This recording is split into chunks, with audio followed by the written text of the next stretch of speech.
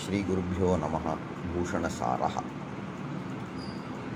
इतः पूर्वतनपाठे नागेशमते अपायः नाम कः इति दृष्टं। गतिविशेषे सति यत् ध्रुवम् इत्युक्ते ध्रुवं नाम अवधिभावोपगमाश्रयत्वे सति तदतिरिक्तावधित्वोपयोगिव्यापार अनाश्रयत्वं ध्रुवत्वम् इति तदुक्तम्। इतः पूर्वं तावत् कथं ध्रुवपदार्थस्य लक्षणम् एवं वर्णितम्। विभागाश्रयत्वे सति विभागानुकूलव्यापार अनाश्रयत्वम् अथवा विभागजनकव्यापार अनाश्रयत्वम् एवमेव किल। तत्सर्वत्र अन्वेति, तत्र श्रमः नास्ति। परन्तु अन्यत् लक्षणम् अङ्गीकरोति नागेशः। किमर्थं लक्षणान्तरम् अङ्गीकरोति इत्युक्ते पूर्वोक्तलक्षण अङ्गीकारे लक्ष्ये लक्षणसमन्वयः भवति, तत्र चिन्ता नास्ति। परन्तु भाष्ये अस्मिन् सन्दर्भे यः विचारः, सः विचारः असङ्गतः भवति। अतः असाङ्गत्यपरिहाराय लक्षणान्तरम् अङ्गीकरोति। अयं वदति गतिविशेषे सति, गतिविशेषः स्यात् अवधिभावोपगमाश्रयत्वे सति। अवधित्व उपगमः, अवधित्व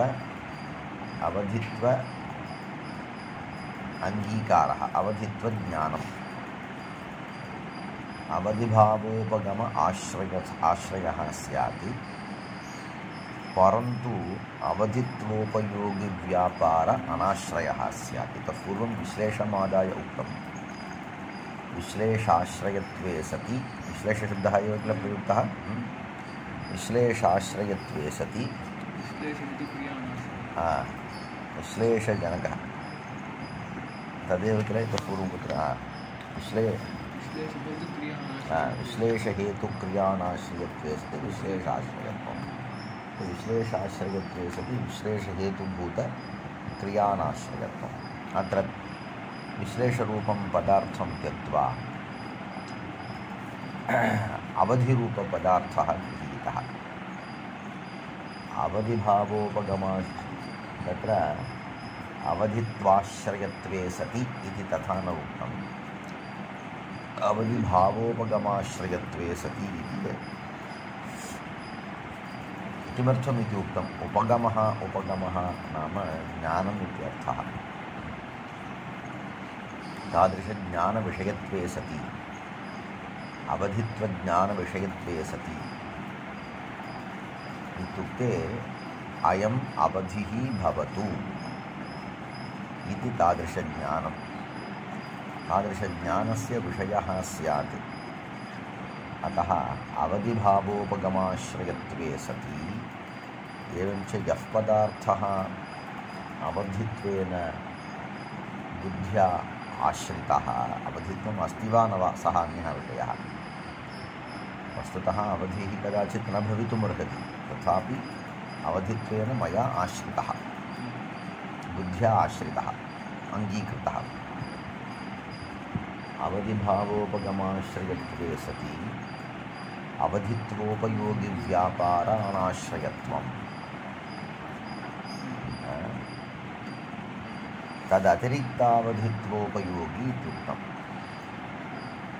एवञ्च अवधित्वोपयोगिव्यापार अनाश्रयः आश्रयः न स्यात्। तदतिरिक्ततया इत्युक्ते अवधिभावोपगमाश्रयत्वं त्यक्त्वा अन्यस्य व्यापारस्य आश्रयः न स्यात्। किमर्थम् एवम् अङ्गीकृतम्? अत एव गतियुक्तेषु अपादानसंज्ञा नोपपद्यते। भाष्ये ध्रुवमपायेपादानम् इति सूत्रे ध्रुवम् इति शब्दः किमर्थं प्रयुक्तः इति विचारः। वदति भाष्यकारः, ध्रुवम् इति पदस्य प्रयोगात् ध्रुवशब्दस्य यत्र गतिः एव नास्ति, यस्मिन् पदार्थे गतिरेव नास्ति, स एव पदार्थः ध्रुवः इत्युच्यते।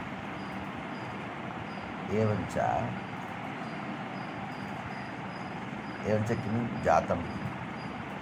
गतियुक्तेषु अपादानसंज्ञा न भवति।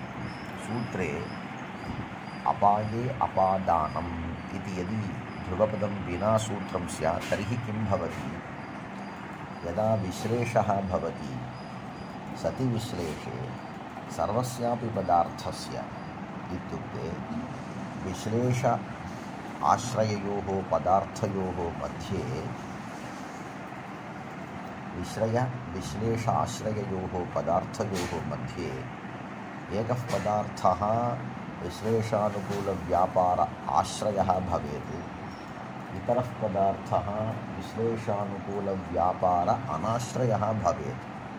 कदाचित् उभावपि पदार्थौ विश्लेषानुकूलव्यापार आश्रयौ भवतः परस्परस्मात्मेषु। परन्तु सूत्रे किं केवलम् अपायेपादानम् इति न उक्तं। ध्रुवम् अपायेपादानम् इति ध्रुवशब्दप्रयोगात् किं ज्ञायते इत्युक्ते विश्लेषस्य आश्रयत्वे सत्यपि गतियुक्तः यदि पदार्थः, गतिविशेषयुक्तः यदि, गतिः नाम साक्षात् गमनम् इति न, अपि तु गमनप्रभेदाः अपि भवितुमर्हन्ति। पतति इति तावत् ऊर्ध्वदेशात् अधोदेश आगमनरूपं रूपा गतिः। तत्र भूतलात् उत्पतति इत्यत्र अधोदेशात् ऊर्ध्वदेशगमनरूपा गतिः विद्यते। अत एव गतिविशेषः, गतिप्रभेदः इति प्रभेदाः। एवञ्च गतियुक्तेषु अपादानसंज्ञा न भवति। कदा? ध्रुवपद अभावे। गतियुक्तेषु अपादानसंज्ञा नोपपद्यते। अत एव ध्रुवपदं प्रयुक्तम् इति ध्रुवपदप्रयोगस्य दलप्रयोजनम् उक्तम्। ध्रुवम् इति दलस्य प्रयोजनम् उक्तम्। तर्हि किं भवति? यदि गतियुक्तेषु अपादानं न भवति तर्हि रथात् प्रवीतात् पतितः, अश्वात् त्रस्तात् पतितः, सार्थात् गच्छतः हीनः इत्यादिषु यत्र यत्र पञ्चमी श्रूयते, पञ्चम्याः श्रवणात् यत्र यत्र अपादानत्वम् इष्टं तत्र सर्वत्र अपादानत्वं न सिद्ध्यति। यदि अपादानत्वं न सिद्ध्यति तर्हि पञ्चमी न भवति, तर्हि प्रयोगः न सिद्ध्यति। कथम्? इदानीं रथात् प्रवीतात् पतितः, प्रवीतात् इत्यस्य प्रचलितात्, एवञ्च चलितः रथः इत्युक्ते चलनक्रिया, चलनरूपगतिविशेषविशिष्टः रथः। तस्मात् रथात् पतितः। इदानीं पश्यतु, विश्लेषाश्रयः कः? रथोपि विश्लेषाश्रयः, पतितः इति पुरुषोपि विश्लेषाश्रयः। परन्तु ध्रुवपदप्रयोगात् उभयोर्मध्ये गतिविशेष अनाश्रयः यः अस्ति स एव अपादानं। परन्तु रथे प्रचलनरूप प्रवीतरूप गतिविशेषः अस्ति, अतः रथस्य अपादानसंज्ञा न भवति। त्वया ध्रुवपदप्रयोगस्य प्रयोजनम् उक्तं। तेन किं भवति? वृक्षात् पर्णं पतति इत्यत्र श्रमः न, अपि तु अन्यत्र श्रमः नाम रूपसिद्धिः न भवति, अपादानत्वं न भवति, अपादानत्व अभावे पञ्चमी न भवति, तर्हि रथात् इत्येवं प्रयोगः न भवति। अन्यत्र त्रस्तात् अश्वात् पतितः इत्युक्ते तत्रापि अश्वे त्रासरूपगतिविशेषः अस्ति। तत्र त्रासः कथं गतिविशेषः इत्युक्ते शरीरस्य इतस्ततः चलनमेव त्रासः।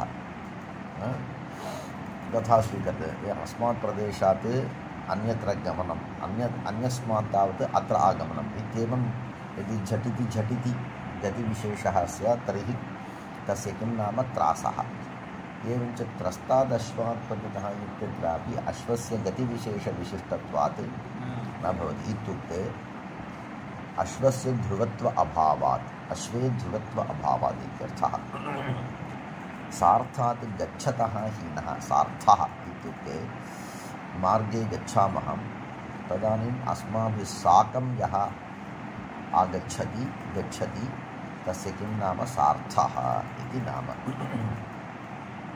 सार्थाति हीनः उभावपि गच्छतः, तदानीम् एकः सार्थः तावत् झटिति गतवान्, तेन सार्थेन अयं त्यक्तः।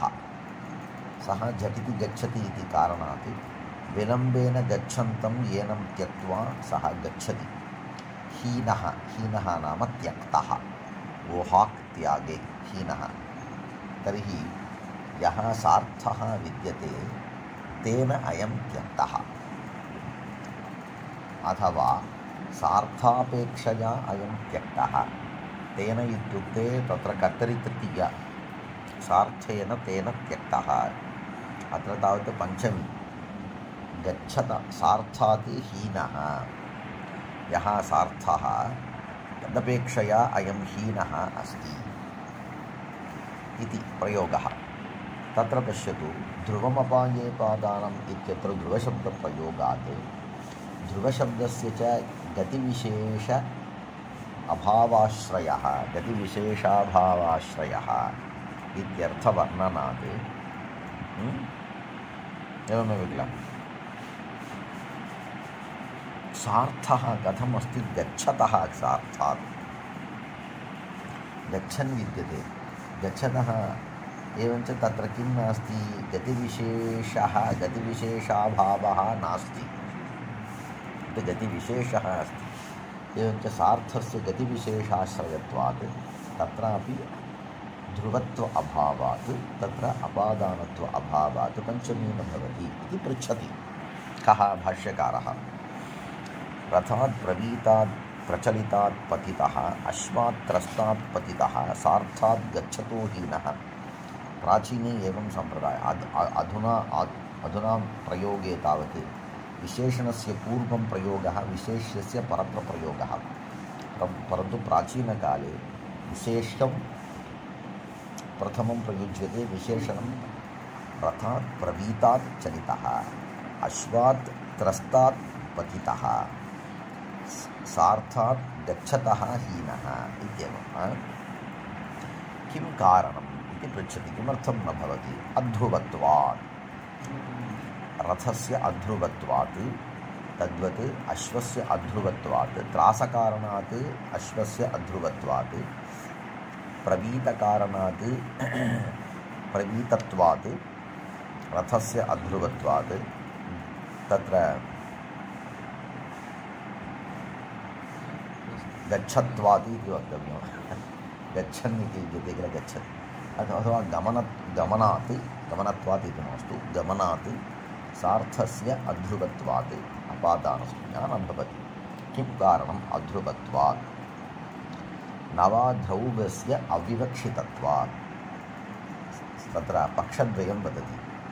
किमर्थं, कथं वा रथस्य तद्वत् अश्वस्य तद्वत् सार्थस्य च कथम् अपादानत्वं नास्ति इति पृष्टे एतेषु त्रिषु ध्रुवत्वं नास्ति, अध्रुवत्वम् अस्ति, अध्रौव्यम् अस्ति, ध्रौव्यं नास्ति इति उक्तम्।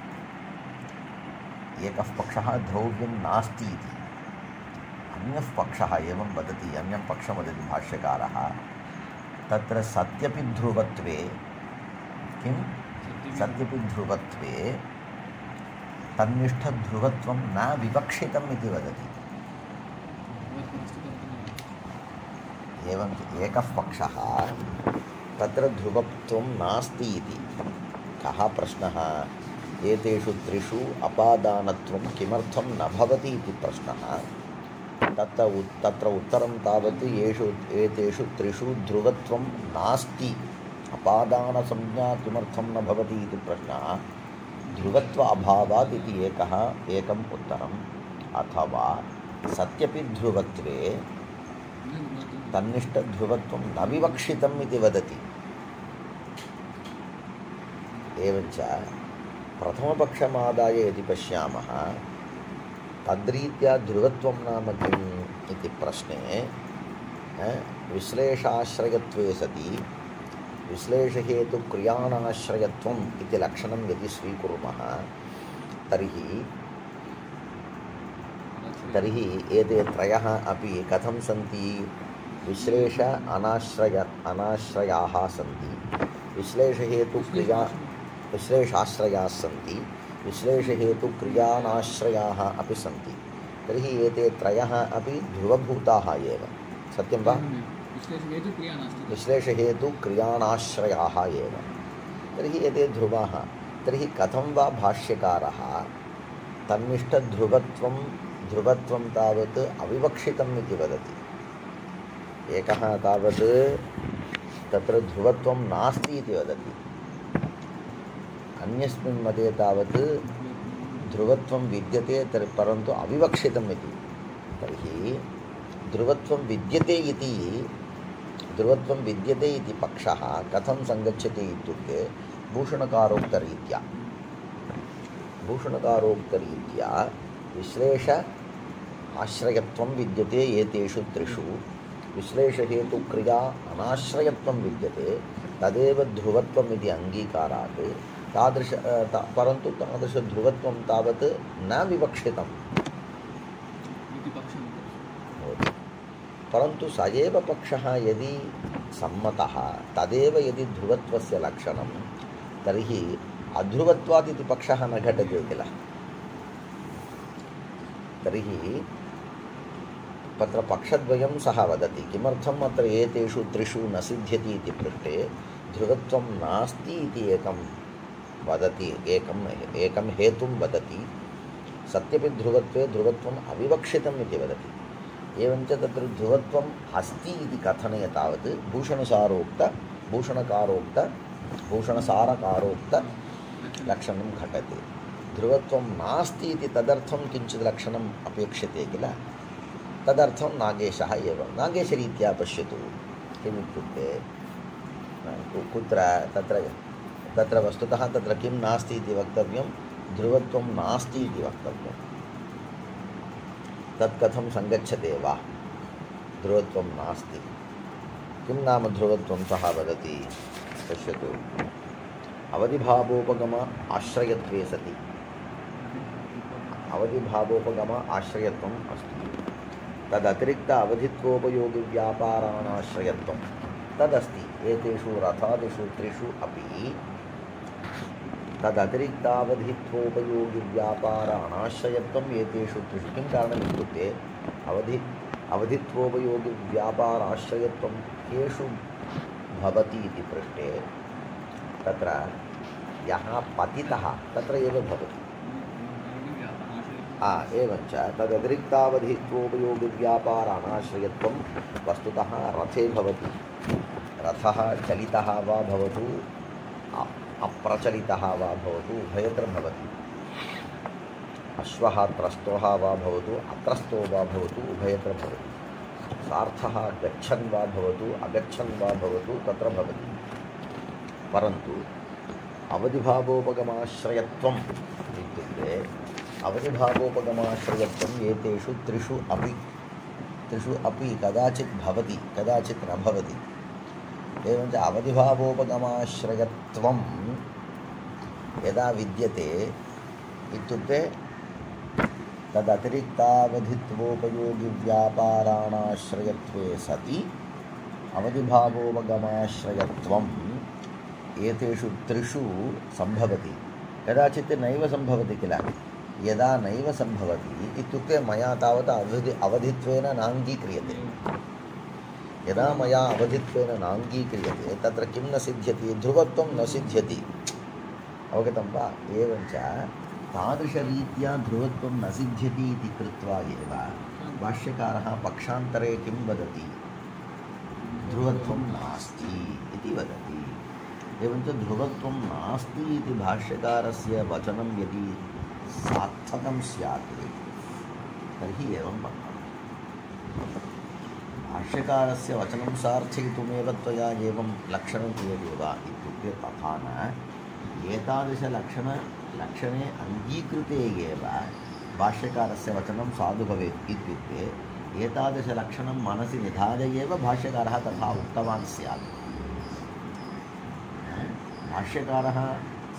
भाष्यकारः तावत् किम् अस्मदपेक्षया बहुविज्ञः सः। पश्यतु, यदि भूषणसारोक्तारोक्तरीत्या एतदेव लक्षणं तर्हि एतल्लक्षणरीत्या तत्र अध्रुवत्वम् अस्ति इति न वक्तुं शक्नुमः। सर्वत्र ध्रुवत्वमेव अस्ति। तर्हि भाष्यकारः किं विचिन्त्य तथा उक्तवान् स्यात् इति परामर्शे कृते एतादृशं लक्षणं स्वीकृत्य एव उक्तवान् स्यात्। अवगतं वा? न वा द्रव्यस्याविवक्षितत्वात् एव अध्रुवत्वात् इति एकः हेतुः। पक्षान्तरे सत्यपि ध्रुवत्वे तन्निष्ठध्रुवत्वस्य अविवक्षितत्वम् एकः हेतुः। एवञ्च अविवक्षातः तत्र ध्रुवत्वं नास्ति। तस्मिन् पक्षे भूषणसारकारोक्तलक्षणस्य समन्वयः, आम्, परन्तु न विवक्षितम् इति वक्तुं परन्तु अध्रुवत्वम् इति उच्यते तत्र अस्य समन्वयः। अध्रुवत्वम् इति पक्षे तावत् सुतरां ध्रुवत्वमेव किल। ध्रुवत्वस्य यदि लक्षणं तर्हि ध्रुवत्वम् अस्ति, तर्हि कथं वा अध्रुवत्वं, तत्र ध्रुवत्वं नास्ति इति कथं वक्तुं शक्यते इत्युक्ते लक्षणान्तरं ध्रुवत्वस्य एकम् अङ्गीकर्तव्यम्। तदनन्तरं किम् उक्तम्, इदानीं कः प्रश्नः कीदृशः इत्युक्ते तत्र एतेषु त्रिषु ध्रुवत्वं नास्ति इति कारणात् अपादानत्वं न भवति। अथवा सत्यपि ध्रुवत्वे अविवक्षातः तत्र ध्रुवत्वस्य अभावात्, विद्यमानस्य ध्रुवत्वस्य अविवक्षातः ध्रुवत्वस्य अभावात् एतेषु त्रिषु अपादानत्वं न भवति इति प्रश्नः। तस्य उत्तरं किं दत्तं? उभयोर्मध्ये न वा एषः दोषः, किं कारणम्? अद्रव्यस्य अविवक्षितत्वात्। सः वदति, इदानीं प्रकृते त्रिष्वपि अपादानत्वं न सिद्ध्यति इत्यत्र हेतुत्वेन पक्षद्वयं तत्र हेतुत्वेन द्वयम् उपस्थापितम्। एकस्मिन् पक्षे तत्र ध्रुवत्वं नास्ति इति, अन्यस्मिन् पक्षे सत्यपि ध्रुवत्वे तादृशध्रुवत्वस्य अविवक्षातः इति। तत्र उभयोर्मध्ये एकः दोषः न भवति, अन्यतरः दोषः न भवति। कः? तत्र द्रव्यस्य अविवक्षितत्वात्, तत्र विद्यमानस्य ध्रुवत्वम् अविवक्षितं। पश्यतु, तस्मिन् पदार्थे ध्रुवत्वम् इति, तस्मिन् पदार्थे ध्रुवत्वं वस्तुतः अस्ति। प्रथमपदार्थे किम् अङ्गीकृतं? ध्रुवत्वं वस्तुतः अस्ति इति प्रथमहेतुः अस्ति। द्वितीयहेतुः कथम् अस्ति इति पृष्टे ध्रुवत्वं विद्यते, परन्तु तादृशध्रुवत्वस्य अविवक्षातः तत्र अध्रुवत्वं विद्यते। ध्रुवत्वस्य अविवक्षातः यदि ध्रुवत्वं न विवक्ष्यते तर्हि ध्रुवत्वं नास्ति एव। यदि ध्रुवत्वं नास्ति तर्हि अपादानत्वं न भवति इति किल द्वितीयहेतुः उक्तम्। एवञ्च किं जातम्? उभयोः अपि पक्षयोः ध्रुवत्वम् इति एकः पदार्थः विद्यमानत्वेन अङ्गीकृतः। प्रथमपक्षेपि ध्रुवत्वपदार्थः अङ्गीकृतः, द्वितीयपक्षेपि ध्रुवपदार्थः अङ्गीकृतः। प्रथमपक्षे ध्रुवपदार्थः अङ्गीकृतः, ध्रुवत्वं विद्यते।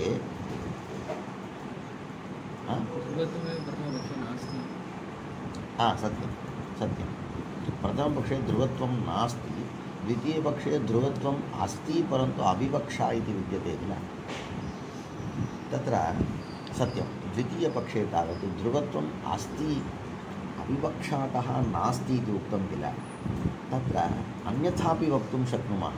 द्वितीयपक्षे विद्यमानस्य ध्रुवत्वस्य विवक्षातः ध्रुवत्वम् अस्ति इत्यपि वक्तुं शक्नुमः किल। वस्तुतत्त्वं कथं विद्यते, तत्र यथार्थता कथं विद्यते इति पृष्टे ध्रुवत्वम् अस्ति। विद्यमानध्रुवत्वस्य अविवक्षया ध्रुवत्वाभावः इति यदि त्वया उच्यते, तर्हि मया विद्यमानस्य ध्रुवत्वस्य विवक्षया ध्रुवत्वम् अस्ति इति वक्तुं शक्नोमि किल अहं। तर्हि द्वितीयदोषः नास्ति, अवगतं वा? द्वितीयदोषः नास्ति। तद्वदति नैषदोषः। पश्यतु, क्रमं पश्यतु।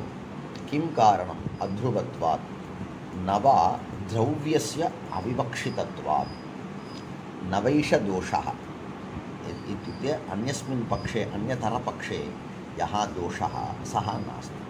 इत्युक्ते द्वितीयपक्षमाश्रित्य यः दोषः सः नास्ति। किं कारणम्? अद्रव्यस्य अविवक्षितत्वात् इति वदति। तत्र ध्रुवत्वम् अस्ति, ध्रुवत्वस्य विवक्षया तत्र किम् अस्ति? अध्रुवत्वम् अस्ति। इदानीं दोषप्रकरणं। त्रिष्वपि इत्युक्ते रथे, अश्वे, सार्थे च ध्रुवत्वम् अस्ति, परन्तु विद्यमानस्य ध्रुवत्वस्य अविवक्षया तत्र अध्रुवत्वम् अस्ति। अध्रुवत्वम् अस्ति इति कारणात् तत्र अपादानत्वं न भवति इति आक्षेपः। अयं वदति विद्यमानस्य अध्रुवत्वस्य अविवक्षा इति उक्तं किल, तत्र तन्निष्ठ अध्रुवत्वस्य अविवक्षया इति। तर्हि इदानीम् अध्रव्यस्य अविवक्षितत्वात्, अवगतं वा? तन्निष्ठ अध्रव्यस्य अविवक्षितत्वात् सः किं वदति? तत्र पक्षद्वय प्रस्तावसमये, द्वितीयपक्षप्रस्तावसमये, द्वितीयदोषप्रस्तावसमये अथवा पक्षान्तरे द्वितीयदोषप्रस्तावः। ध्रुवत्वम् अस्ति, विद्यमानस्य ध्रुवत्वस्य विवक्षा नास्ति इति कारणात् अध्रुवत्वम् अस्ति। सः दोषः नास्ति इति भाष्यकारः निराकरोति। किमुक्त्वा निराकरोति? तत्र अध्रुवत्वम् अस्ति, अध्रुवत्वस्य किम् अविवक्षा अस्ति। यदि अध्रुवत्वस्य अविवक्षा, तर्हि अध्रुवत्वं न विवक्षित। अध्रुवत्वं न विवक्षित, तर्हि ध्रुवत्वम्। अध्रुवत्वं न विवक्ष्यते इत्युक्ते तर्हि ध्रुवत्वम् अस्ति, तद्दोषत्वेन स्वीकर्तुं न शक्यते। एवञ्च तत्र अपादानत्वं सिद्ध्यति इति वदति। ननु किञ्चित् वक्तव्यमस्ति तत्र। नवैषदोषः। किं कारणम्? अध्रव्यस्य अविवक्षितत्वात्। नात्र अध्रव्यम् अविवक्षितं। तत्र अध्रव्यम् इत्युक्ते त्रिष्वपि अध्रव्यं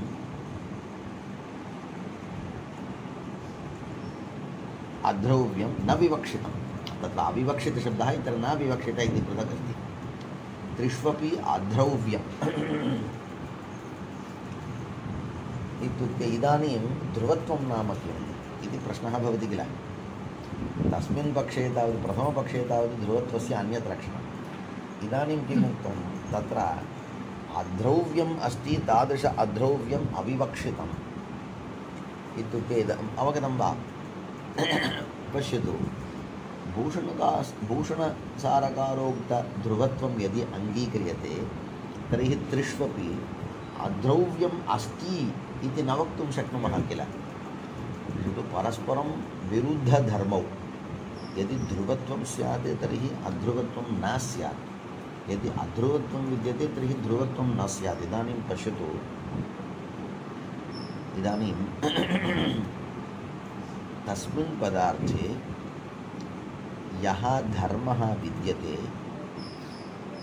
तस्य अन्यथाकरणं केनापि न भवति, कोऽपि तत्र अन्यथा कर्तुं न शक्नोति। यदि एकस्मिन् पदार्थे ध्रुवत्वम् अस्ति तर्हि ध्रुवत्वं सदा भवेदेव।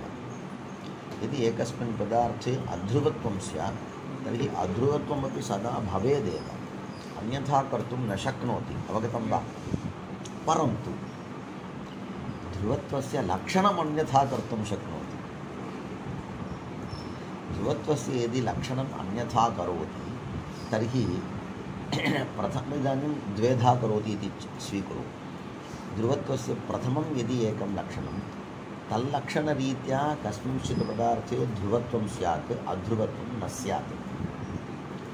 ध्रुवत्वस्य यदि अन्यथा द्वितीयं लक्षणं क्रियते तर्हि द्वितीयलक्षणानुरोधेन कस्मिंश्चित् पदार्थे ध्रुवत्वं स्यात्, अध्रुवत्वं न, तर्हि प्रथमलक्षणरीत्या ध्रुवत्वं न सिद्ध्यति। तत्र प्रथमलक्षणरीत्या तत्र किं भवति? अध्रुवत्वमेव सिद्ध्यति। यदि लक्षणं भिन्नभिन्नलक्षणं क्रियते, अवगतं वा? अयम् एकः विषयः।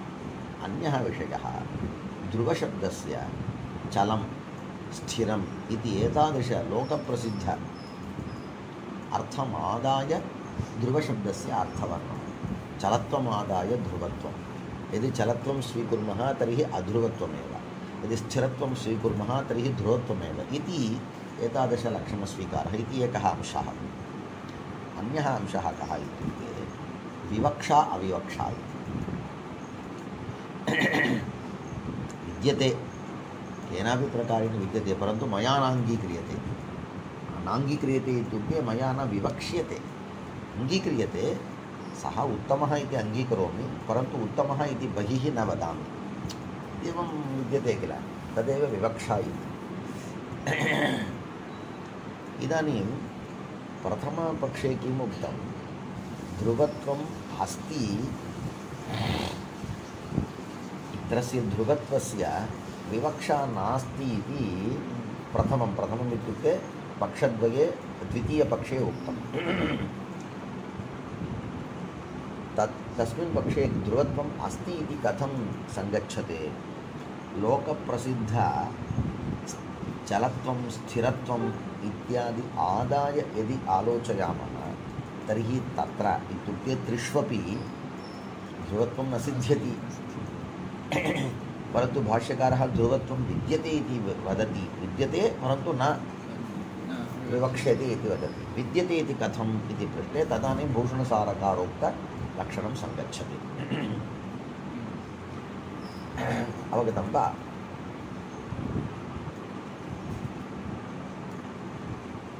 अध्रुवत्वादिति पक्षे तत्र ध्रुवत्वं नास्ति इति वदति एतेषु। तर्हि तत्र किं लोकप्रसिद्धध्रुवत्वम् यदि अङ्गीकुर्मः तदानीं ध्रुवत्वं नास्ति इति वक्तुं शक्नुमः। अथवा नागेशः उक्तवान् किल, किम् उक्तवान्? अवधिभावोपगमाश्रयत्वे सति इत्युक्ते एतेषु त्रिष्वपि यद्यपि लोकप्रसिद्धं किं नास्ति, लोकप्रसिद्धं ध्रुवत्वं नास्ति, तथापि अवधिभावोपगमाश्रयत्वे सति किम् अवधिभाव तदतिरिक्तावधित्वोपयोगिव्यापाराणाश्रयत्वं तद्वितीयदलं सङ्गच्छते। प्रथमदलं तावत् यदि तावत् अवधित्व उपगमः स्यात् तर्हि किं सिद्ध्यति? ध्रुवत्वं सिद्ध्यति। यदि अवधित्वोपगमः न स्यात् तर्हि ध्रुवत्वं न सिद्ध्यति। उभयोः कः भेदः इत्युक्ते इदानीं एतादृशलक्षणस्य नागेशोक्तलक्षणस्य भाष्ये विद्यमानप्रयोगस्य कः भेदः इत्युक्ते बुद्ध्या अवधिभावोपगमः अस्ति। पश्य, ध्रुवत्वं नाम क्वचित् तावत् यदि स्थिरत्वं तर्हि ध्रुवत्वं, यदि चलत्वं तर्हि अध्रुवत्वम्, एकः विषयः। अन्यस्मिन् पक्षे तत्र विश्लेष आश्रयत्वे सति विश्लेषानुकूलव्यापार अनाश्रयत्वं तत् ध्रुवत्वं, तदभावः अध्रुवत्वम्।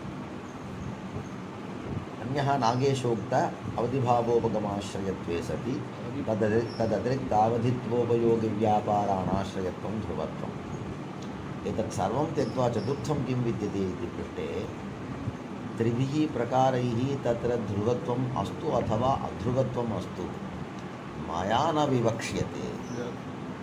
विवक्षातः कारकाणि भवन्ति इत्युक्ते तत्र वस्तुतत्त्वं यथा कथञ्चित् अवगतं वा?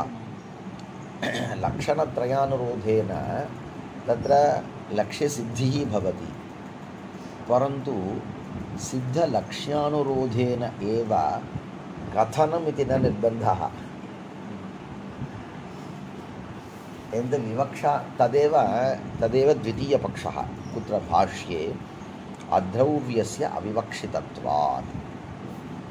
सः किं वदति? अध्रौव्यस्य अविवक्षितत्वात् इति एकः प्रयोगः।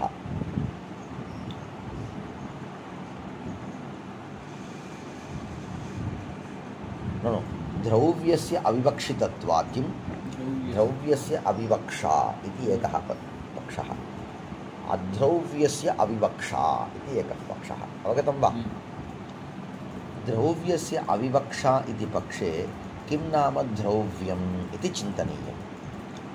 अध्रौव्यस्य अविवक्षा इति पक्षे अपि किं नाम ध्रौव्यम् इति विचिन्त्य तादृशद्रौव्य अभावः अङ्गीकार्यः, तादृश अभावस्य विवक्षाभावः इति। उभयत्र विवक्षाभावः एव। कुत्र? ध्रौव्यस्य अविवक्षा इत्यत्रापि विवक्षाभावः, अध्रौव्यस्य अविवक्षा इत्यत्रापि विवक्षाभावः। परन्तु उभयत्र समानरूपमेव ध्रुवत्वम् अङ्गीकृतं वा? किं समानरूपमेव ध्रुवत्वम् अङ्गीकृतं वा अथवा भिन्नभिन्नध्रुवत्वम् अङ्गीकृतं वा इति द्रष्टव्यम्। अवगतं वा? किञ्चित् अन्यत्र गत्वा पुनः आगच्छामि। इदानीं कः प्रश्नः? इदानीं त्रिष्वपि ध्रुवत्वं नास्ति इति कारणात् त्रिष्वपि अपादानत्वं न भवति इति प्रश्नः। तदानीं किमर्थम् एतेषु त्रिषु अपादानत्वं न भवति इति प्रश्ने अध्रुवत्वात् इति। तत्र अध्रुवत्वात् इत्यत्र अध्रुवशब्देन लोकप्रसिद्धध्रुवत्वमपि गृहीतुं शक्नुमः। तत्र त्रयः अपि पदार्थाः चलाः सन्ति इति कारणात् तत्र ध्रुवत्वं नास्ति, अपि तु अध्रुवत्वम् अस्ति। अन्यस्मिन् पक्षे किम् अङ्गीकृतं? ध्रुवत्वम् अस्ति इति कथं? लोकप्रसिद्धचलत्वरूपध्रुवत्वं त्यक्त्वा अन्यत् किञ्चित् अङ्गीकृतम्। एवञ्च द्वितीयपक्षं सार्थयितुं किं? ध्रौव्यस्य अविवक्षितत्वात् इति द्वितीयपक्षे यः दोषः उपन्यस्तः तस्य समर्थनाय अस्माभिः किम् अङ्गीकर्तव्यं? भूषणसारकारोक्तलक्षणम् अङ्गीकर्तव्यं। तदानीं सङ्गच्छति। प्रथमपक्षे तावत् लोकप्रसिद्धमपि स्वीकर्तुं शक्यते। नागेश उक्तम् अथवा नागेश उक्तं त्यजामः, पूर्वं तदेव मया उक्तं, तत् त्यजतु। अवगतं वा? एवं दोषद्वयं द्वाभ्यां प्रकाराभ्यां पक्षद्वये दोषः प्रदर्शितः।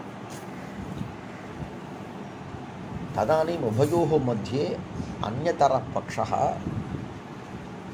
दोषप्रतिपादकः नास्ति इति वदति। पुनः तदेव वदामि अहं।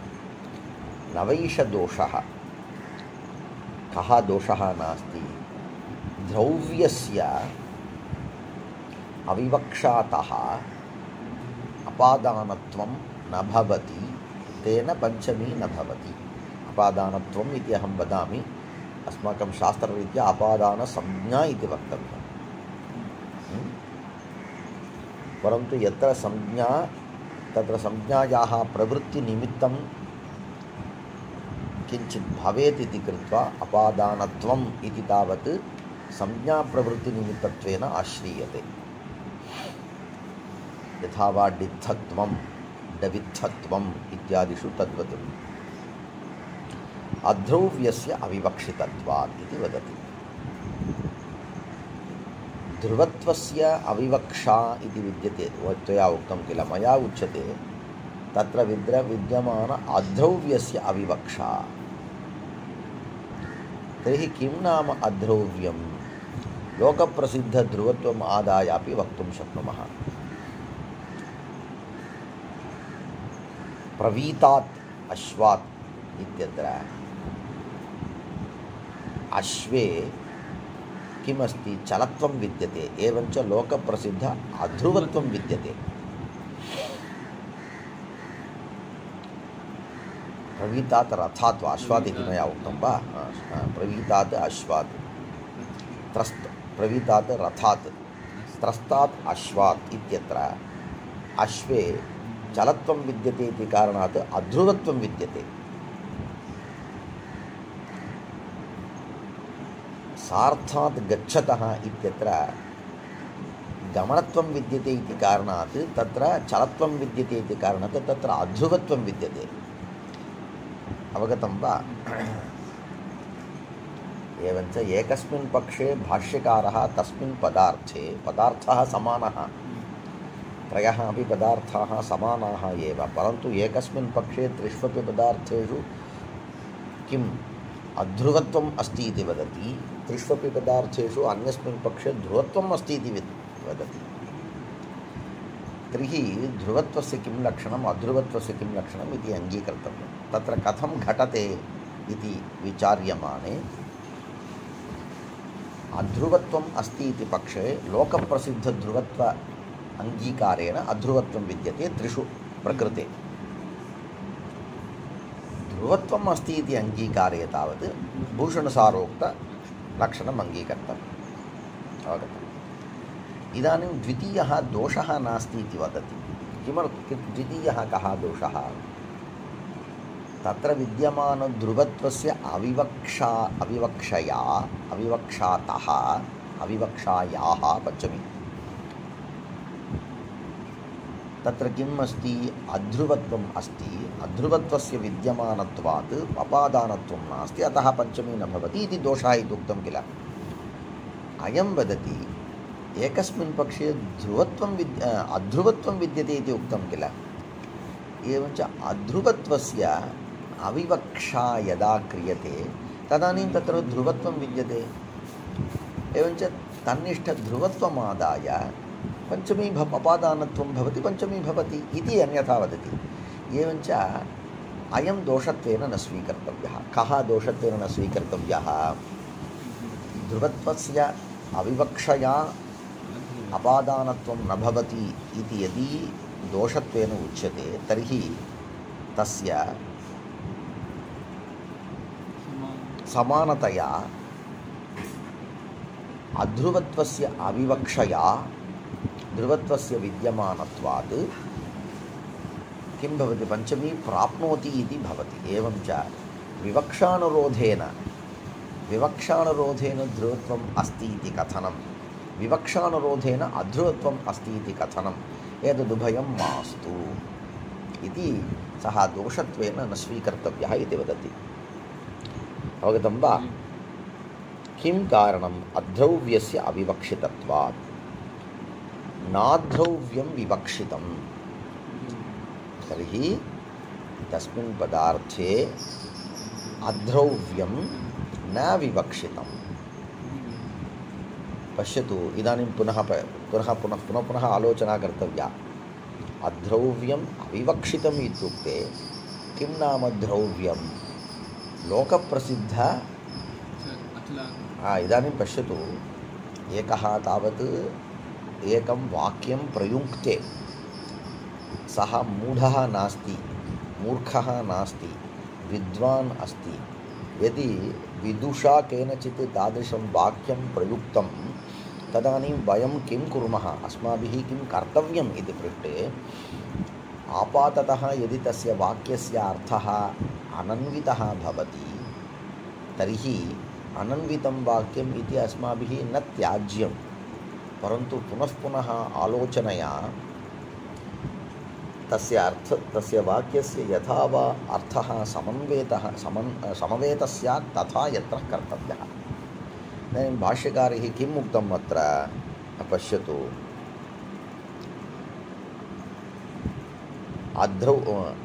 न अत्र अद्रव्यं विवक्षितं किन्तु द्रव्यं विवक्षितम् इति वदति।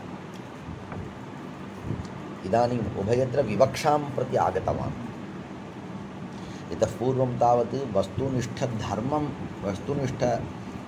आधारीकृत्य तस्मिन् वस्तुनि तादृशधर्मः ध्रुवत्वं वा भवतु अध्रुवत्वं वा भवतु अस्ति वा न वा इत्येव। इदानीं तावत् अस्ति वा न वा विवक्षानुरोधेन भवति इति। तत्रापि पश्यतु, ध्रुवत्वविवक्षया अपादानत्वं भवति, अध्रुवत्वविवक्षया अपादानत्वं न भवति इति पक्षद्वयम् आगतम्। अन्ते वदामि, प्रथमं न वदामि। तत्र दोषद्वयप्रस्तावसमये ध्रुवत्वस्य अविवक्षया इति उक्तवान्। तदानीम् अयं वदति अध्रुवत्वस्य अविवक्षया। पुनः वदामि, द्रव्यस्य अविवक्षा, द्रव्यस्य विवक्षा,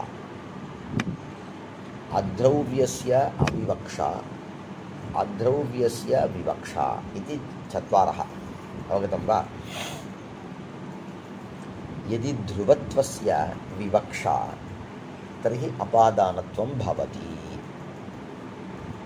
यदि ध्रुवत्वस्य अविवक्षा तर्हि अपादानत्वं न भवति, यदि अद्रव्यस्य विवक्षा तर्हि अपादानत्वं न भवति, यदि अद्रव्यस्य अविवक्षा तर्हि अपादानत्वस्य अवकाशः विद्यते। एवञ्च अत्र किं कथं वदति इति अयम् अद्रौ इतः पूर्वं त्वया कः दोषः प्रस्तुतः? तत्र तस्मिन् त्रिष्वपि पदार्थेषु द्रव्यं विद्यते, परन्तु विद्यमानस्य द्रव्यस्य यदा अविवक्षा तदानीम् अपादानसंज्ञा न भवति इति त्वया उक्तम्। तत्र अनेन उच्यते सः हेतुः मास्तु। यदि त्वया विद्यमानस्य द्रव्यस्य अविवक्षया अपादानत्वं नास्ति इति त्वया उच्यते, तर्हि मया विद्यमानस्य अद्रव्यस्य अविवक्षया अपादानत्वं भवति इति वक्तुं शक्यते मया। अवगतं वा? एवं, परन्तु तत्र कः दोषः इत्युक्ते, पश्यतु, एकः पदार्थः अधिकरणं समानम्, एकस्मिन्नेव अधिकरणे द्रव्यं विद्यते, विद्यमानस्य द्रव्यस्य अविवक्षया अपादानं न भवति इति एकः वदति, तस्मिन् पदार्थे अद्रव्यस्य अविवक्षया अपादानं भवति इति एकः वदति। विवक्षानुरोधेन अपादानत्वं सिद्ध्यति वा न सिद्ध्यति वा इति सः अन्यः विषयः। तस्मिन् वस्तुनि वस्तुतः ध्रुवत्वं विद्यते वा अध्रुवत्वं विद्यते वा? एकमेव किल स्यात् परस्परविरुद्धधर्मयोः समानाधिकरणत्वं न सम्भवति किल तर्हि तेन किं ज्ञायते भाष्यकारः स्वयमेव द्रव्यं विद्यते इति पक्षे ध्रुवत्वस्य लक्षणान्तरम् अङ्गीकरोति द्रव्यं नास्ति इति कथने ध्रुवत्वस्य लक्षणान्तरम् अङ्गीकरोति तथा एव एतदुभयविरुद्धधर्मयोः एकस्मिन् अधिकरणे सम्भवः भवति तदेव एवञ्च लक्षणद्वयं किम् इति पृष्टे लोकप्रसिद्धं लक्षणं ध्रुवत्वं नाम एतदेव शास्त्रप्रसिद्धम् इति एकम् अवगतं वा एवम् एतदुभय अङ्गीकारे भाष्ये एवमेव भवति पक्षान्तरैः अपि परिहाराः भवन्ति इति भाष्यकाराणाम् अभिप्रायः यदि एकं पक्षम् आश्रित्य कश्चन पक्षः किञ्चित् रूपं न साध्यते अस्माभिः तर्हि लक्षणान्तरमाश्रित्य पक्षान्तरमाश्रित्य तस्य परिहारः अस्माभिः द्रष्टुं शक्यते इति भाष्यकाराणां महाभाष्यकारस्य रीतिः शैली एवमेव विद्यते पक्षान्तरैः अपि परिहाराः भवन्ति लोकेपि एवमेव विद्यते एकेन मार्गेण चलामः ऋजुः मार्गः तेन मार्गेण गमने यदि लक्ष्यप्राप्तिः न भवति तर्हि तं मार्गं कृत्वा अन्यत् मार्गं स्वीकुर्मः किल तदेव इदानीं द्रव्यस्य अविवक्षया अपादानत्वं न सिद्ध्यति इति अन्ते उक्तवान् तत् दोषः नास्ति सः दोषः नास्ति तदानीं वयं किं वदामः प्रथमं ध्रुवत्वं विद्यते इति उक्तं किल एवञ्च प्रथमं ध्रुवत्वं नास्ति इति उक्तं किल एवञ्च तादृश अध्रुवत्वं लोकप्रसिद्धं विद्यते किं यदि चलत्वं विद्यते तर्हि अध्रुवत्वं विद्यते तादृश अध्रुवत्वस्य अविवक्षया किं भवति ध्रुवत्वम् अपादानत्वं भवति परन्तु पश्यतु एवं कथनम् असङ्गतं तत्र विद्यमानम् अध्रुवत्वं तत्र विद्यमानस्य अध्रुवत्वस्य अविवक्षया अपादानं भवति इत्युक्ते अपादानं तावत् कदा भवति इति पृष्टे सत्ये ध्रुवत्वे सत्येव अपादानत्वं पश्यतु तत्र घटाभावः अस्ति इति कारणात् पटः अस्ति इति वक्तुं शक्नुमः वा तथा न घटाभावः अस्ति इत्युक्ते घटाभावः अस्ति इत्युक्ते घटो नास्ति इत्येव अर्थः पटः अस्ति इति न तद्वत् अध्रुवत्वस्य अविवक्षया अपादानत्वं भवति इत्युक्ते तत् न वक्तुं शक्नुमः अपादानत्वं कदा भवति सत्येव ध्रुवत्वे अध्रुवत्वं विद्यते अध्रुवत्वस्य यदि अविवक्षा तदानीं ध्रुवत्वं तत्र आगच्छति वा अध्रुवत्वस्य अविवक्षायां सत्याम् अपि सत्येव ध्रुवत्वे ध्रुवत्वविवक्षा ध्रुवत्वं स्यात् तादृशध्रुवत्वस्य विवक्षा स्यात् अवगतं वा तत्र अपादानत्वं न भवति इति कथने क्लेशः नास्ति अपादानत्वं न प्राप्नोति इति कथने क्लेशः नास्ति कथम् इत्युक्ते तत्र वस्तुतः ध्रुवत्वम् अस्तु सत्यपि ध्रुवत्वे विवक्षा नास्ति इति कारणात् अपादानत्वं न भवति वस्तुतः अध्रुवत्वम् अस्तु तत्र अध्रुवत्वम् अस्ति इति कारणात् तत्र विवक्षा नास्ति अध्रुवत्वम् अस्ति इति कारणात् अवगतं वा अपादानत्वं न भवति इति कथने क्लेशः नास्ति कुत्रचित् अपादानत्वं न भवति किं कारणं तत्र ध्रुवत्वं नास्ति तत्र ध्रुवत्वं नास्ति इति कारणात् अपादानत्वं न भवति कुत्रचित् ध्रुवत्वम् अस्ति तत्रापि सत्यपि ध्रुवत्वे विवक्षा नास्ति इति कारणात् अपादानत्वं न भवति।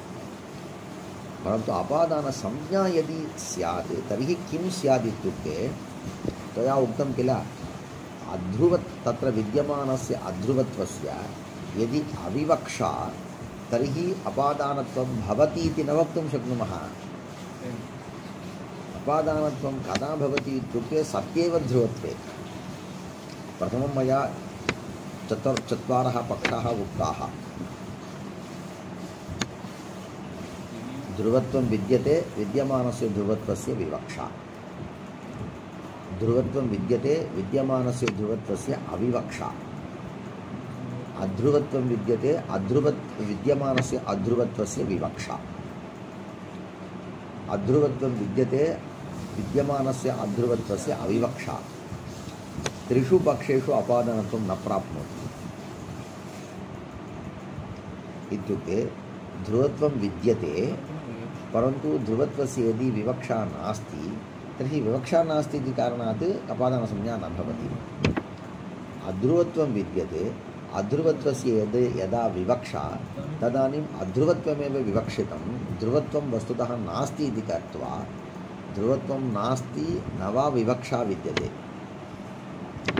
अतः पश्यतु विवक्षा कदा भवति इत्युक्ते धर्मे सत्येव विवक्षा भवति, असति धर्मे विवक्षा न भवति। एवञ्च तृतीयपक्षः कथम् इत्युक्ते सति ध्रुवत्वे यदा सति अध्रुवत्वे यदा विद्यमानस्य अध्रुवत्वस्य विवक्षा तदानीं स्वतः न भवति। तदनन्तरम् अध्रुवत्वे सति विद्यमानस्य अध्रुवत्वस्य यदा अविवक्षा तदानीमपि अपादानत्वं न भवति। किं कारणम् इत्युक्ते तत्र अध्रुवत्वस्य अविवक्षा इति कारणादेव ध्रुवत्वं विद्यते इति वक्तुं न शक्नुमः किल। तत्र वस्तुतत्वं स्यात्। एवञ्च अपादानत्वं कदा भवति इति पृष्टे ध्रुवत्वं स्यात् विद्यमानस्य ध्रुवत्वस्य विवक्षा अपि स्यात्। अवगतं वा? इदानीम् अन्तिमं वाक्यं पुनः बहुभिः प्रकारैः उक्तवान्। तत्र अन्यः कश्चन क्रमः विद्यते। न वा द्रव्यस्याविवक्षितत्वात् न वैष दोषः। किं कारणम्? अद्रव्यस्य अविवक्षितत्वात्। त्वया किमुक्तं? द्रव्यस्य अविवक्षितत्वात् इति उक्तं। द्रव्यस्य अविवक्षितत्वात् द्रव्यस्य अविवक्षितत्वात् तत्र किं न भवति? अपादानत्वं न भवति इति उक्तं।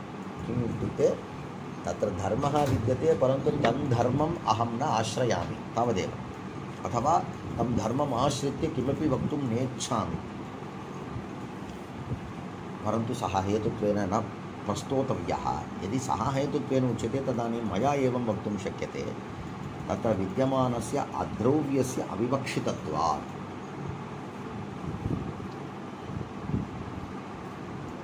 नात्र तस्यैव विवरणम्। अत्र अद्रव्यं न विवक्षितं। कुत्र? त्रिष्वपि वस्तुतः किमस्ति? अद्रव्यम् अस्ति। कीदृशम् अद्रव्यं? लोकप्रसिद्ध अद्रव्यम् अस्ति।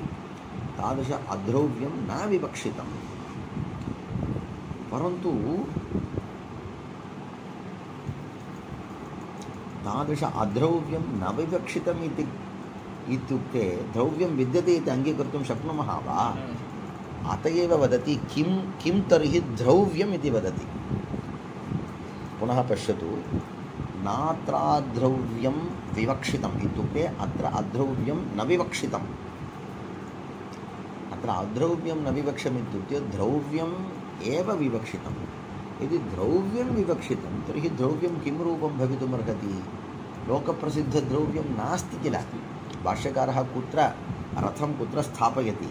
तेरकोण्डु एंग निर्तरार அப்படின்னு கேட்டா तत्र द्रव्यं विद्यते इति वदति, विद्यमानस्य द्रव्यस्य विवक्षा अपि विद्यते इति वदति, तदानीमेव अपादानं। द्रव्यं विद्यते इत्युक्ते लोकप्रसिद्धद्रव्यस्वीकारे श्रमः स्यात्। तर्हि शास्त्रप्रसिद्धं, शास्त्रसिद्धम् इत्युक्ते एतत् चलं स्थिरं त्याज्यमेव। अन्यत् किम् इत्युक्ते एतदुक्त इत्युक्ते भूषणसारोक्तस्य अङ्गीकारे क्लेशः नास्ति। तत्र किम् अस्ति, द्रव्यं विद्यते। भूषणसारोक्तलक्षण अङ्गीकारे विश्लेषहेतुक्रियाणाश्रयत्वे सति क्रिया विश्लेषहेतुक्रियाणाश्रयत्वं त्रिष्वपि अस्ति, परन्तु किं नास्ति, विश्लेषाश्रयत्वमपि नास्ति, तर्हि सिद्ध्यति इति।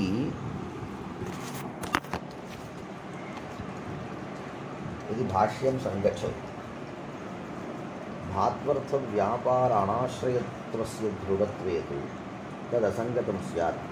धात्वर्थव्यापाराश्रयत्वरूपस्य त्वदभिमत अध्रुवत्वस्य रथादिषु अभावेन सतः अध्रौव्यस्य अविवक्षा।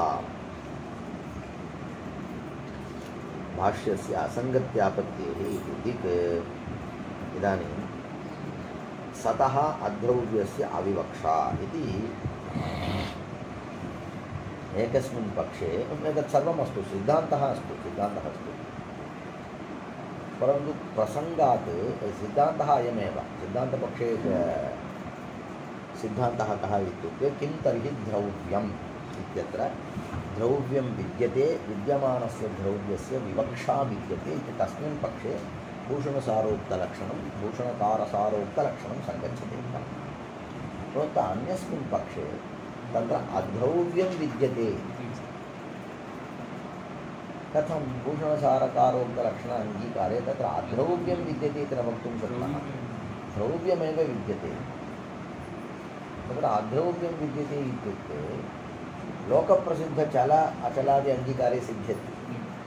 तत्र वस्तुतः किं नास्ति, लोकप्रसिद्ध अद्रव्यं नाम किम् इति, तत्र द्रव्यं नाम किं, स्थिरत्वम्।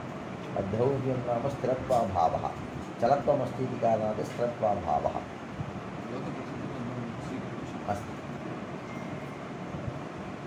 एवञ्च लोकप्रसिद्धस्य अङ्गीकारः आवश्यकः, अथवा शास्त्रकाररीत्या यदि शास्त्रकारीयः एव प्रसिद्धमेव लक्षणं स्वीकर्तव्यं तर्हि भूषणसारकारोक्तलक्षणं न भवति। एवं च किम् उभयोः इत्युक्ते लोकस्य शास्त्रीयस्य इति उभयोः मध्ये एकः मार्गः आदृतः नागेशभट्टैः इत्युक्ते अवधिभावोपगमाश्रयत्वे सति द्वितीयं दलं सर्वत्र अन्वेति। तदतिरिक्तावधित्वोपयोगिव्यापाराणाश्रयत्वं सिद्ध्यति, परन्तु अवधिभावोपगमाश्रयत्वं यत्र विद्यते इत्युक्ते तदतिरिक्तावधित्वोपयोगिव्यापाराणाश्रयत्वे सति अवधिभावोपगमाश्रयत्वं ध्रुवत्वं। तर्हि अवधिभावोपगमाश्रयत्वं नास्ति इति वक्तव्यं। कुत्र? एतेषु त्रिष्वपि अध्रुवत्वं विद्यते इति पक्षे अध्रुवत्वस्य स्थापनाय कीदृशं ध्रुवत्वम्? अवधिभावोपगमाश्रयत्वरूपं ध्रुवत्वम् अत्र नास्ति इति तथा अङ्गीकारे समन्वेति इति अवगतं वा? परन्तु नागेशोक्तस्यापि अन्यत्र पुनः एकवारं दृष्ट्वा वदाम्यहं, परन्तु इदानीं समयः नास्ति। लोकप्रसिद्धस्य आश्रयेण दोषः नास्ति। त्रिष्वपि लोकप्रसिद्धध्रुवत्व अङ्गीकारे प्रकृते अध्रव्यं विद्यते। त्रिष्वपि शास्त्रीयध्रुवत्व अङ्गीकारे किं नास्ति, ध्रुवत्वम् अस्ति। अवगतं वा? इति भाष्यं धात्वर्थव्यापाराणाश्रयत्वस्य ध्रुवत्वे तु तदसङ्गतं स्यात् इत्युक्ते प्रकृते गच्छति इत्यत्र सर्वत्र धात्वर्थव्यापार अनाश्रयत्वं त्रिष्वपि अस्ति। कुत्र? रथेपि अस्ति, अश्वेपि अस्ति, सार्थेपि अस्ति। एवञ्च तादृशध्रुवत्वम् अस्ति। यदि ध्रुवत्वम् अस्ति तर्हि अध्रुवत्वम् अस्ति इति वक्तुं शक्नुमः वा? तर्हि अध्रुवत्वम् अस्ति इति भाष्यकारकथनम् असङ्गतं स्यात्। कथम् इत्युक्ते भूषणसारोक्तमतस्य एव अङ्गीकारः इति पक्षे धात्वर्थव्यापार अनाश्रयत्वस्य ध्रुवत्वे तु तदसङ्गतं स्यात्। किं कारणं? धात्वर्थव्यापार आश्रयत्वरूपस्य त्वदभिमत अध्रुवत्वस्य रथादिषु अभावेन धात्वर्थव्यापार आश्रयत्वरूपस्य यदि धात्वर्थव्यापार अनाश्रयत्वं ध्रुवत्वं तर्हि धात्वर्थव्यापार आश्रयत्वम् अध्रुवत्वं। पुनः वदामि वा, धात्वर्थव्यापार अनाश्रयत्वं यदि ध्रुवत्वं तर्हि धात्वर्थव्यापार आश्रयत्वम् अध्रुवत्वं। प्रकृते रथः वा भवतु, अश्वः वा भवतु, सार्थः वा भवतु, कथमस्ति इति कृते धात्वर्थव्यापार आश्रयाः एव सन्ति। धात्वर्थव्यापार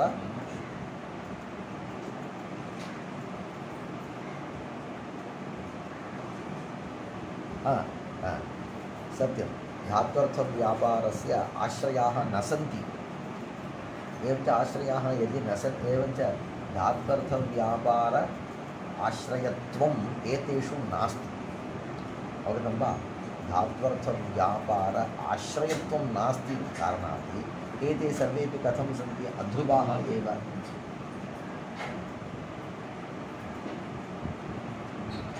धात्वर्थव्यापार आश्रयत्वरूपस्य त्वदभिमत अध्रुवत्वस्य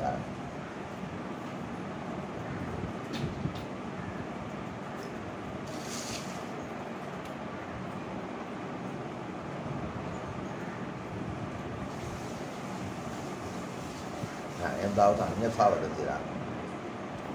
धात्वर्थ अयम् अन्यथा वदति, किञ्चित् परिष्कारः।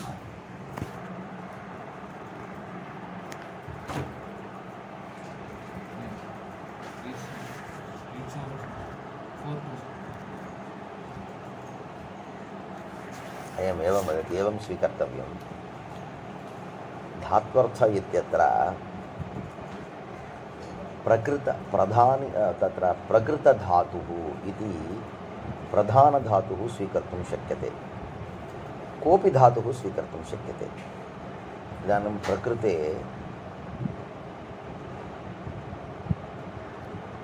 प्रचलितात् रथात् इत्यत्र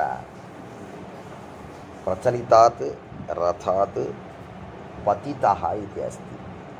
अत्र पश्यतु, पत् इत्यपि एकः धातुः, चल् इत्यपि एकः धातुः, त्रस्तात् अश्वात् इत्यपि त्रस् इत्यपि धातुः, पत् इत्यपि धातुः।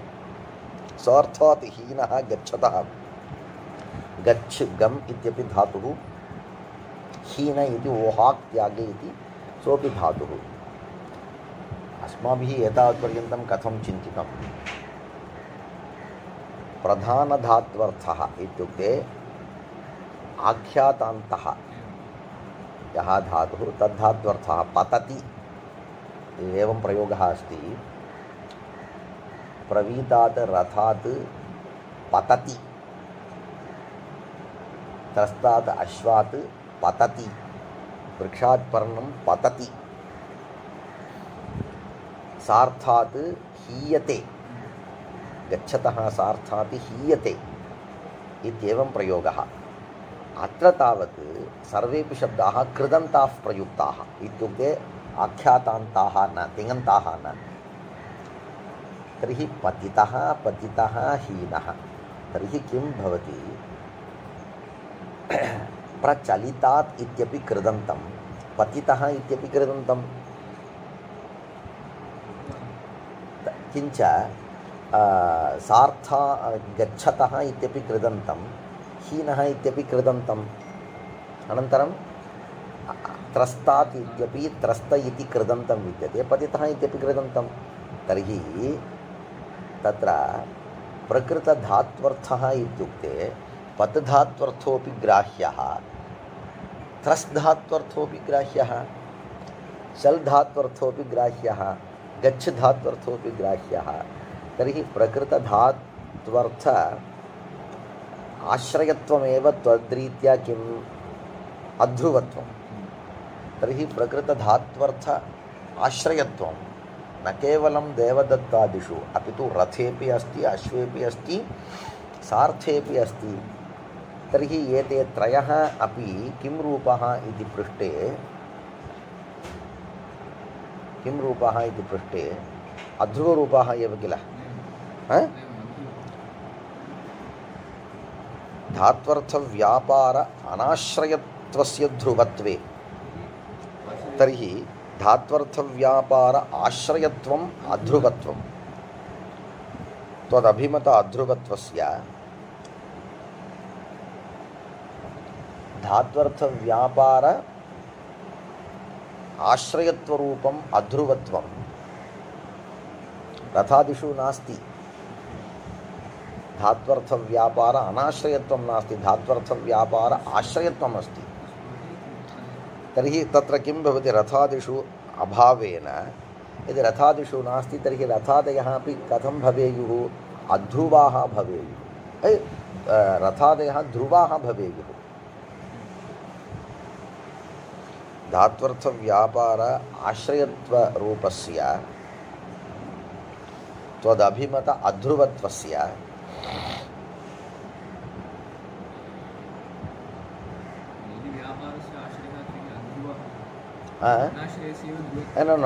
வதாமி இல்லைடா, நீ வேறு மாதிரி யோசிக்கணும். அது அதாவது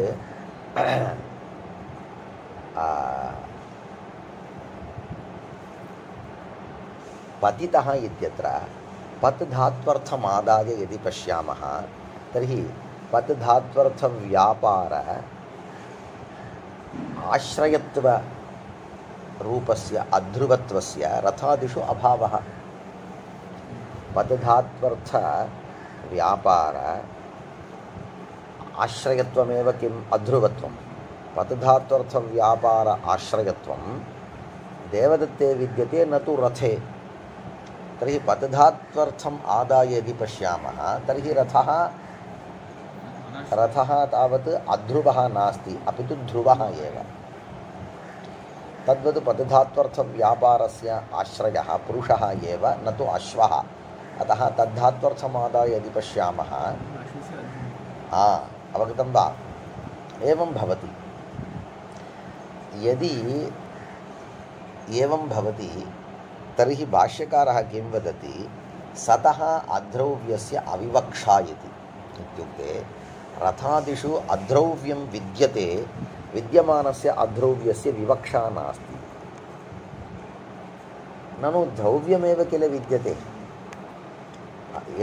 इदानीं यथा उक्तं तद्वत् यदि पश्यामः तर्हि द्रव्यमेव किल विद्यते इति पृष्टे तर्हि एवमेव अङ्गीकर्तव्यम् इति न। अन्यथापि इत्युक्ते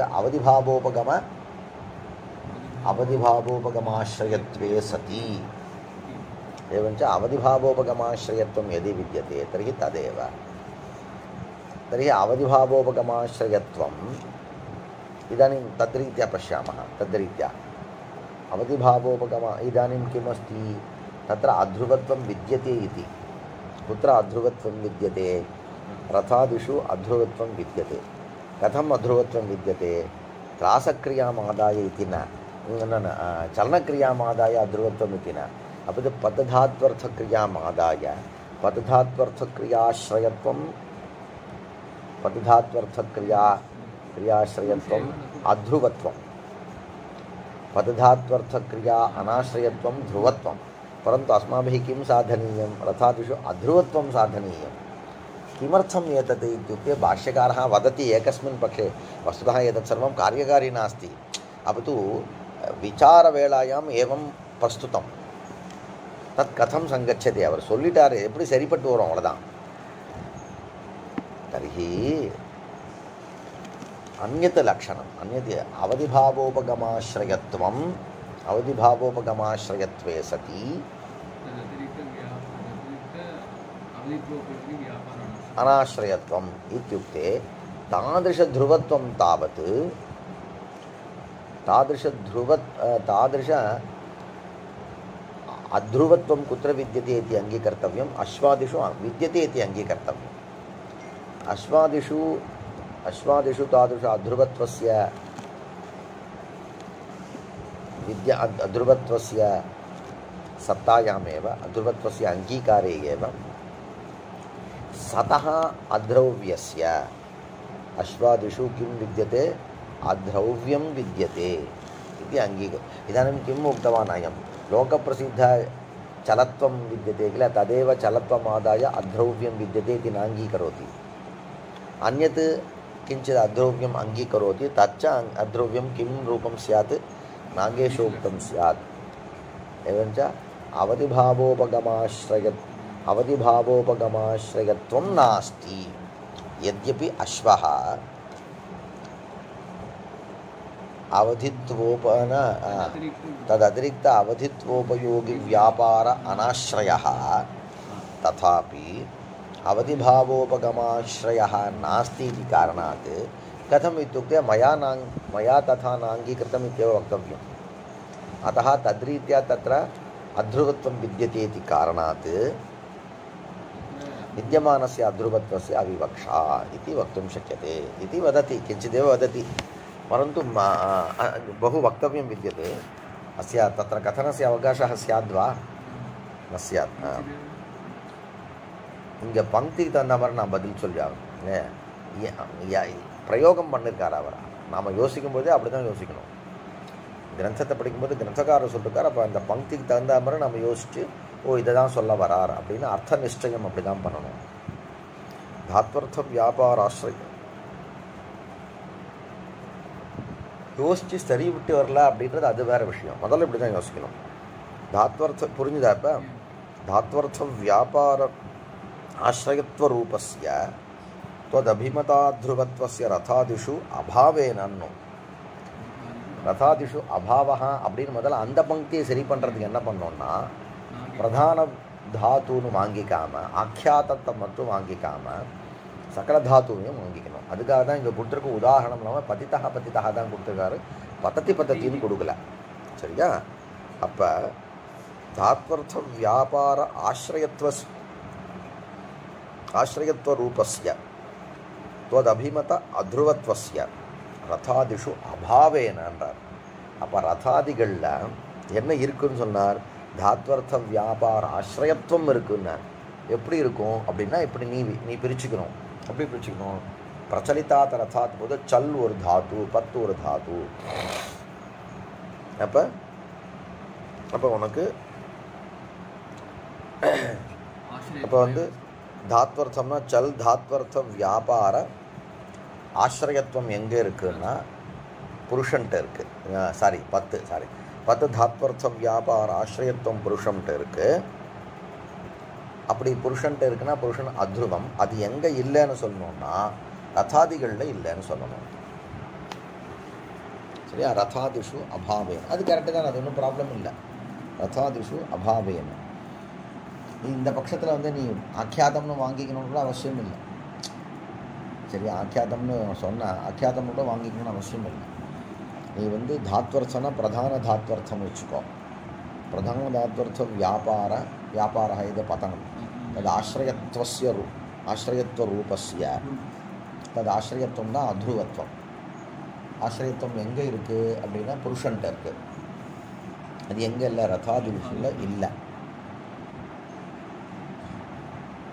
அப்போ ரதாதிகளில் இல்லைன்னு சொன்னால் ரதாதிகளில் என்ன இருக்குது துருவத்துவம் இருக்குன்னு ஆயிடுது அதான் எனக்கும் வேணும் பாஷிகாரர் என்ன சொன்னார் அங்கே வந்து அத்ரவ்யம் இருக்குன்னார் அப்போ அந்த அத்ரவ்யம் இருக்குன்னு சொன்னோன்னா அந்த பட்சத்தில் துருவத்துவம் நாமக்கியம்னு சொல்லியாகணும் அப்போ இவர் சொன்ன மாதிரி நீ பட்டுப்படாதமா யாரை நீ அவதியாக ஆசிரியக்க விரும்புகிறையோ அது வந்து அத்ருவம் அது வந்து துருவம்னு வச்சுக்கோ அப்போ அவதித்வோபகமாசிரயத்துவம் இருக்குப்பா அது எங்கே இல்லைன்னு சொன்னோம் இப்போ புரிஞ்சுதா நமக்கு வஸ்துதா அங்கே தர்மம் இருக்கிறதுன்னு ஒன்று இருக்குது ஈர்க்க தர்மத்தை வெளியில் சொல்கிறதுன்னு ஒன்று இருக்குது நீ வந்து அவதித்துவம் இருக்கோ இல்லையோ அவதியாக ஆசிரியிக்கிறதுன்னு ஒன்று இது புத்தினால் கொண்டு வந்துடுறது உபகமாக புத்தினால் கொண்டு வந்துடுனா அதை அவதியாக ஆசிரியிக்கிறேன் அப்படின்னு அவதியாக ஆசிரியிச்சா முடிஞ்சு போச்சு சரியா? அப்போ நான் முதல்ல சொன்ன மாதிரி 2 தாத்துன்னு கொண்டு வந்து தான் சாதிக்கணும்னு இல்லை. பிரகிருத பிரதான தாத்து வச்சுருந்தாலும் கூட தப்பு இல்லை. பதித்தகான்னு எப்படி சார் பிரதான தாத்து ஆகும்னு கேள்வி கேட்டால், இல்லை இல்லை, அது வந்து அஸ்தி, பதித்தகா அஸ்தி. ஒரு திங்கந்த பதத்தை பிரயோகம் பண்ணணும். நிறைய தொட்டுடலாம். ஓகேவா? ஸ்ரீ குருभ्यो நமः.